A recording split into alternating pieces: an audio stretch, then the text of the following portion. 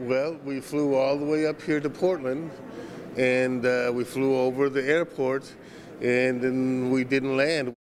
Delta Flight 2230 left Atlanta at 9:50 last night. The flight was set to land on the primary runway at the Portland Jetport at around 12:40 this morning, but that runway was closed. And then he came on the intercom and said, "I'm terribly sorry, we have to reroute you to Boston. They won't let us land." Passengers have different accounts of what they were told. The pilot told us that it was a tailwind and they couldn't land because of the tailwind. The plane was unable to land due to construction. They were going to be painting lines and things like that. Portland Jetport spokesman Zach Sundquist says inbound flights were given almost 12 hours advance notice that the primary runway would be closed this morning from 12:30 a.m. until 5:30 a.m. for construction. Sundquist says 3 other flights landed during that time on the Jetport's second runway with no issues.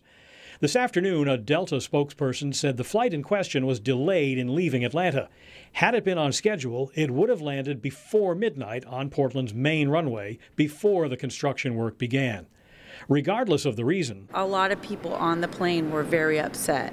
The frustration didn't end when passengers arrived in Boston either. When we got there, they didn't have any accommodations for us.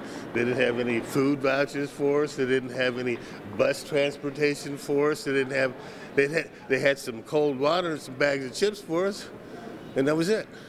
Passengers were given cots to sleep on in a baggage claim area. They said there was no rooms in Boston, but I noticed that the pilot and the flight attendants, they weren't laying on the cots next to us. They found them some rooms. They spent a few hours on those cots before catching a new flight to Portland. While most were frustrated, a couple from Richmond found the silver lining.